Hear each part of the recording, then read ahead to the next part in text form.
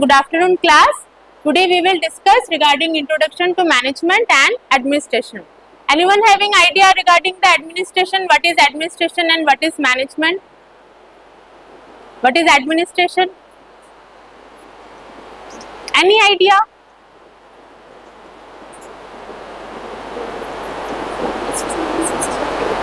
Decision making. Okay. And what about management?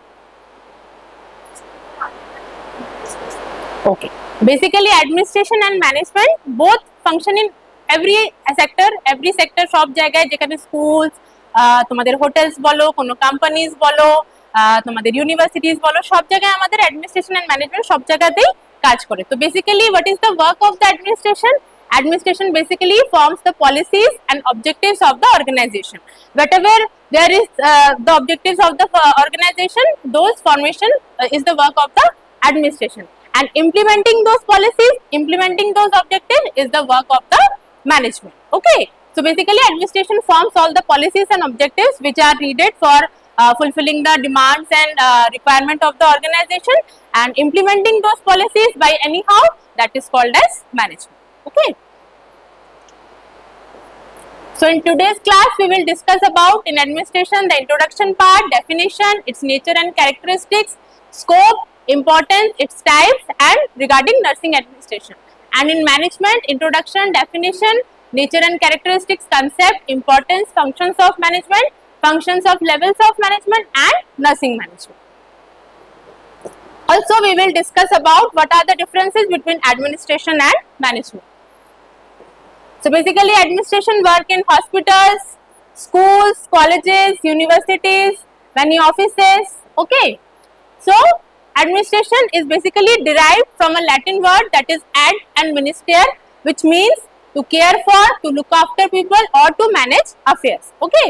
It is also derived from a Sanskrit word that is PR sense matters, to rule properly. Okay. So now is the definition of the administration. So administration is the organization and direction of human and material resources to achieve the desired ends. Whatever the goals and objectives of the organization is there, so the main task of the administration is to get that thing done by anyhow. Okay, by anyhow they have to set the organization and direct the human resources, they have to arrange the human resources so that they can function properly to achieve the objectives of the organization. Okay, so next definition, administration has to do with getting things done with the accomplishment of the defined objectives. We know that after the accomplishment of the objectives, the goals and objectives of the company are attained. Okay. Next is the nature and characteristics of the administration. It is universal and holistic. Universal means it is acceptable in all sectors, in all aspects of the company. Okay. Whatever there is the objectives and policy, the whole management, the whole administrative department has to go through it. Next, it is goal oriented. What is the meaning of goal orientation? It means they are having a specific type of goal, a specific objective for which they have to plan certain type of activities. After that, they can achieve that type of objective. Okay. Next, it is continuous and ongoing. Not only that administrative and management will function in the starting only. It is the continuous and ongoing process. In between the activities also, there are many activities, many things which needs to be done in between the activities. Then is the existence of sequence. What is existence of sequence? Like later on we will discuss what are the elements and functions of management. In that there will be planning, organization, staffing, organization. That is the existence of sequence. According to that sequence, they have to perform the activities. Whatever objectives they are planning, they have to arrange it in that sequence. Then it is social and human. It is acceptable in society, any group or in human relation also. Okay. Next is presence of interpersonal relationship. We all know that among the staff members there should be good interpersonal relationship so that they can share their information, they can share their ideas, they can share their thoughts. That will help in making the objective very much effective. Then it is flexible and dynamic. What is flexible and dynamic? It can change accordingly, not necessary whatever is planned in the starting that has to be followed throughout the process. It can change according to the situation. Okay. Then innovative and creative. Everyone has their innovative and creative side. Okay, everyone has their creative ideas, so they can put those ideas in that objective and they can do the task. It is common to all organizations. All organizations, you can take public sector or private sector, government institutions, every sector follow this kind of administration. Okay, providing framework for guidance. Once the objectives are framed, they provide a framework for guidance for guiding the employees for what they have to do for the next future. Okay, next is the scope of administration. The scope of administration is very wide. It is not only restricted to public administration that deals with the functionaries. We all know that it is not only restricted with the public administration, it also functions in government and as well as in private administration sector. It is universal in nature, that we have already discussed in nature and characteristics. It covers all the areas like schools, hospitals, business. It is considered as planning, staffing, organizing, coordinating and controlling the resources available to accomplish the goals.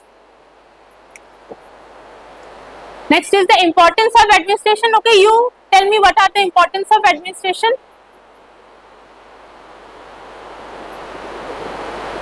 Why the administration is needed in any kind of sector or any kind of areas? Basically, administration helps in guiding the employees, helps in framing their goals and objectives, what they need to be done, what all tasks they need to be done, how they will do that task. Okay, so it is the lifeblood of organization, shoulder of organization, which provides a framework for doing any kind of activities. Its main function is to achieve the objective, whatever objectives they have framed at the starting, so they need to attain that objective. Without good administration, organization is like house built on sand or castle in the air, which will break easily. There is no substitute of good administration. Good administration brings out the team together to work. Team effort যদি খুব ভালো থাকে তাহলে সবাই মিলেমিশে খুব ভালো একটা ক্রিয়েটিভ প্ল্যাটফর্ম তৈরি করতে পারে, খুব ভালো একটা অ্যাডমিনিস্ট্রেটিভ প্রপার তৈরি করতে পারে। It is considered as a brain of organization. It gives new ideas through imagination vision to an organization. Achha, types of administration, basically public and private. Public basically we say it in case of government organization, or private like private schools, offices, organization, anything we can take.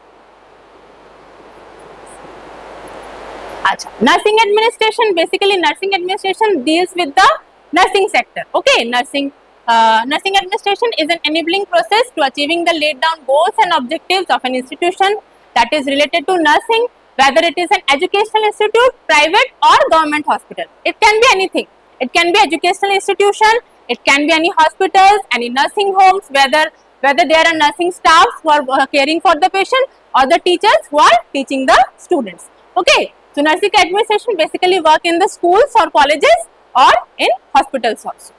So nursing service administration at any levels of the principles of administration for the ultimate purpose of providing nursing service to the individuals. Basically in colleges what is happening? The nursing administrators are teaching the students to how to deal with the patient in the hospital, how they will care for the patient, how they will provide care to the patient. So that we are teaching.